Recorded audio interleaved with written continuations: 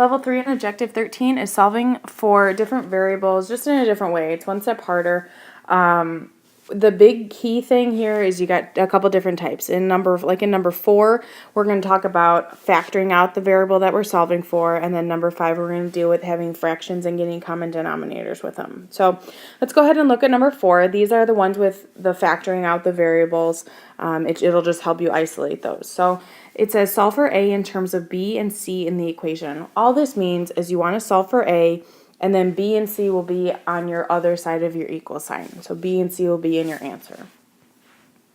So if we take a look at I, okay, I've got A and A. That's what I'm looking for. But I can't put those two terms together because they're not like terms. So I can't make that A kind of isolated. So here's what I'm going to do.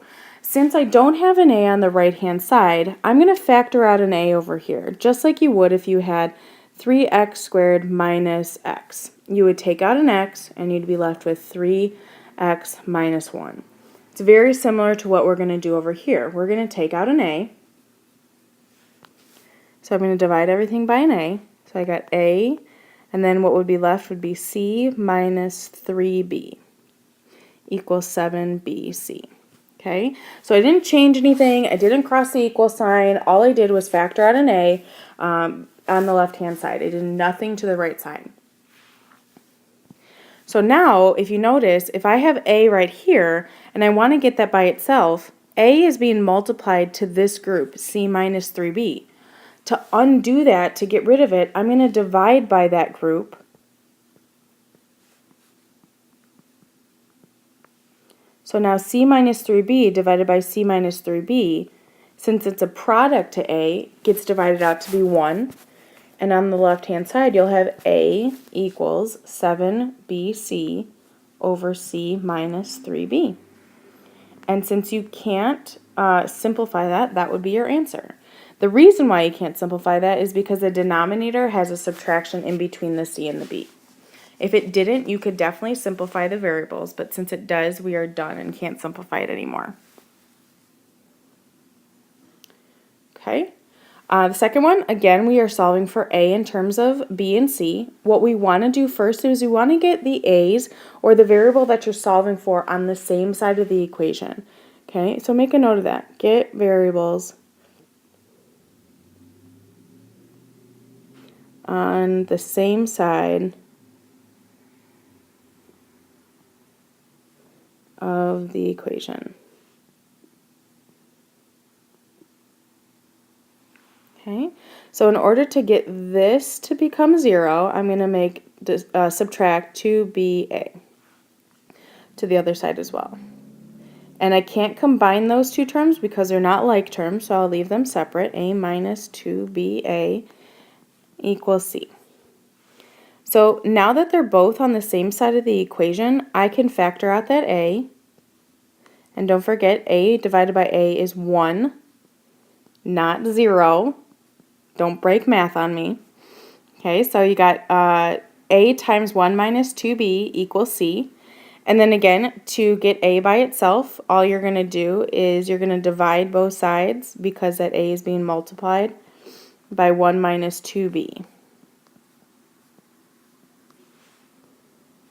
So final answer, A equals C over 1 minus 2B.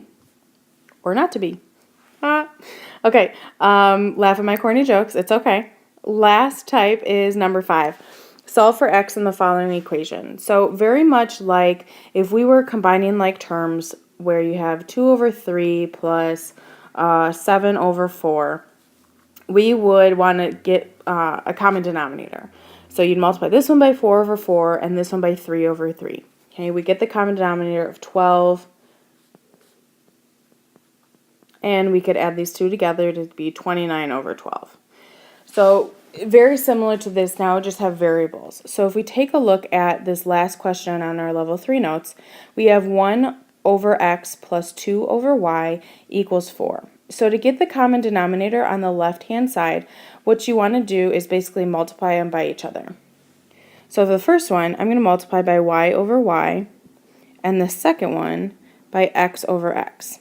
Okay, I'm not changing anything. I don't have to do it to the other side. All I'm going to do is get the common denominator on the left-hand side.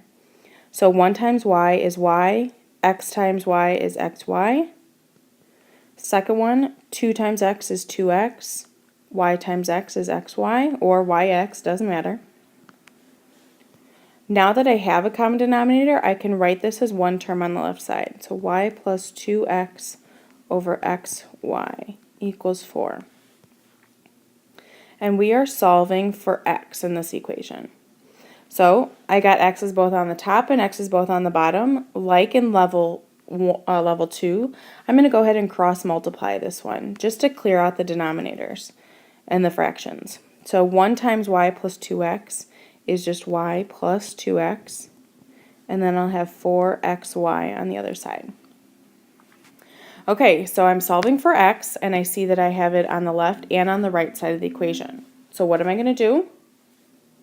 I'm going to get this, the x's on the same side of the equal sign like we just did above. So I want to make this become 0, so I'm going to subtract 2x. And I can't put those two together because they're not like terms, so I'm going to leave it as y equals 4xy minus 2x. I'm going to factor out an x.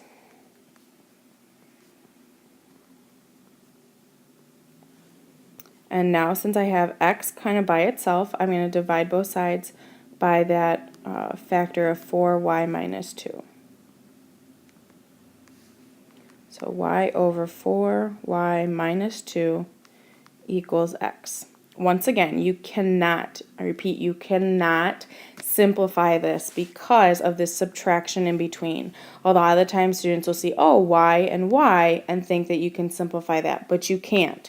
Because of the subtraction in between, you can't just simplify it how you think that you want to. So leave it as y over 4y minus 2. You will be done then. Okay, so those are level 3s. Go ahead and do the practice and then the exit check.